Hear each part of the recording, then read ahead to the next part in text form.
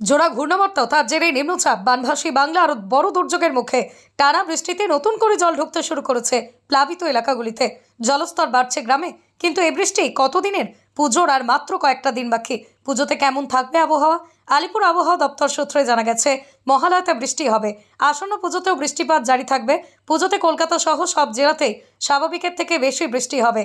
30 তারিখ পর্যন্ত দুই বঙ্গে বৃষ্টির পরিমাণ ধীরে ধীরে কমবে। 1 তারিখ থেকে আবারও দুই বঙ্গে ধীরে ধীরে বৃষ্টি বাড়বে। দক্ষিণবঙ্গের জেলাগুলিতে বেশি বৃষ্টি হবে। উত্তরবঙ্গের সব জেলাতেই হালকা থেকে মাঝারি বৃষ্টি। দক্ষিণবঙ্গের পশ্চিমাঞ্চলের জেলাগুলিতে ভারী বৃষ্টির সম্ভাবনা রয়েছে। আলিপুর আবহাওয়া দপ্তর জানাচ্ছে, পুজোয় গোটা বাংলাতেই স্বাভাবিকের থেকে বেশি বৃষ্টি হবে, অর্থাৎ লক্ষ্মী পুজো পর্যন্ত পিছু ছাড়বে না বৃষ্টি। বৃষ্টিপাত নেই। প্রথম হচ্ছে যে এই যে কারেন্ট উইক মানে কারেন্ট যে উইকটা, যেটা 27 তারিখ থেকে 3 তারিখ পর্যন্ত, 27শে সেপ্টেম্বর থেকে 3 তারিখ পর্যন্ত এই যে উইকটা, এই উইকে কিন্তু দক্ষিণবঙ্গ এবং উত্তরবঙ্গ দুই বঙ্গেই কিন্তু বৃষ্টিপাত স্বাভাবিকের থেকে বেশি হওয়ার সম্ভাবনা। হ্যাঁ, অ্যাকচুয়ালি আমাদের এখন তো বুঝতেই পারছেন, মনসুন ওদিকে উইথড্র করে দিতে শুরু করেছে। নর্থ ইস্ট মনসুনও ধীরে ধীরে ধীরে শুরু হবে আর কি। এই সময় আর এক ধরনের ওয়েদার সিস্টেম হয়, এগুলোকে আমরা বলি ইস্টার্লি ওয়েভ বলি।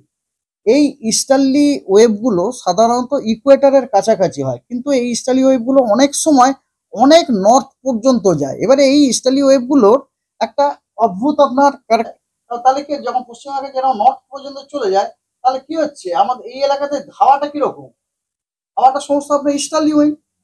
তো সেই কারণেই আপনার এই বৃষ্টিপাতগুলো আমরা পেলাম। এই যে কদিন আগে যে বৃষ্টিপাতটা হলো, don't think it is due to that সাইসার only, it is mainly due to this easterly wave. এটা একটা সাইন্টিফিক নামও আছে, দিস দ্যাট ডাজন্ট ম্যাটার কি সাইন্টিফিক নাম, এটাকে আমরা বলি ইকুয়াটোরিয়াল রসবি ওয়েভ। এই ইস্টার্লি ওয়েভের এই সময় কিন্তু খুব আপনার দাপট চলে।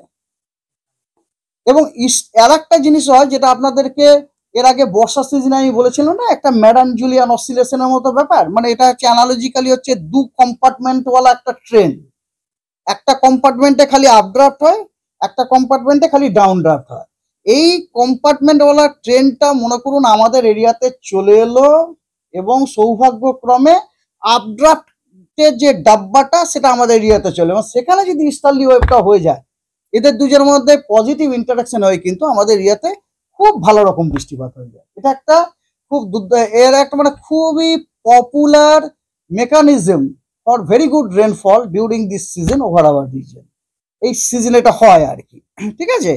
তো তো ওরা যে ফোরকাস্টটা আছে, যেটা বলছিলাম, যে এই সপ্তাহটাতে মানে 3 তারিখ পর্যন্ত যে সপ্তাহ, তাতে কিন্তু দক্ষিণবঙ্গ এবং উত্তরবঙ্গ দুই বঙ্গেতেই কিন্তু বৃষ্টিপাত আপনার স্বাভাবিকের থেকে বেশি হওয়ার সম্ভাবনা। এবং 4 তারিখ থেকে 10 তারিখ পর্যন্ত যে উইক, ওই উইকও কিন্তু দুই বঙ্গে বৃষ্টিপাত স্বাভাবিকের থেকে বেশি হওয়ার সম্ভাবনা। অর্থাৎ আমরা যেটা কি বুঝলাম, দুর্গাপুজোর যে সপ্তাহটিতে, ওই সপ্তাহটিতে পশ্চিমবঙ্গের সব জেলাতেই স্বাভাবিকের থেকে বেশি বৃষ্টিপাত হওয়ার সম্ভাবনা আছে, ঠিক আছে। না, এখন শেষ করিনি। হ্যাঁ, আর তারপরের যে উইক, যেটা 11 তারিখ থেকে 17 তারিখ, ওই উইকেও কিন্তু পশ্চিমবঙ্গের সবকটি জেলাতে স্বাভাবিকের থেকে বেশি বৃষ্টিপাত হওয়ার সম্ভাবনা আছে, পরপর 3 উইক।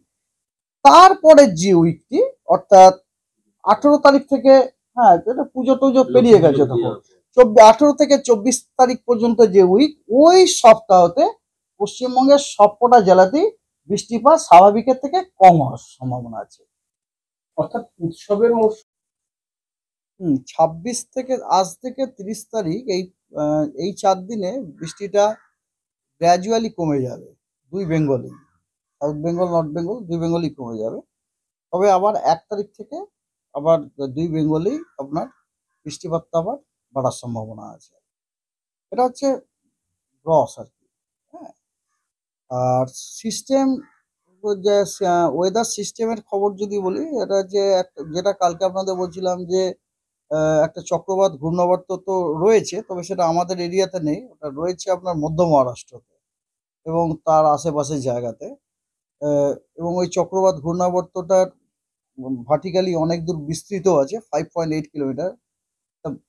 ইম্পর্টেন্ট জিনিস হচ্ছে ওই চক্রবাত ঘূর্ণাবর্ত থেকে আমাদের নর্থ বাংলাদেশ পর্যন্ত একটা আপনার ইস্ট ওয়েস্ট শেয়ার লাইন বা যেটাকে ট্রাফ লাইন বলে একটা ট্রাফ পাস করছে, এবং ট্রাফটা পাস করছে যখন মানে বুঝতেই পারছেন আমাদের সাউথ বেঙ্গলের পুরো পেটটা কেটে যাচ্ছে আর কি।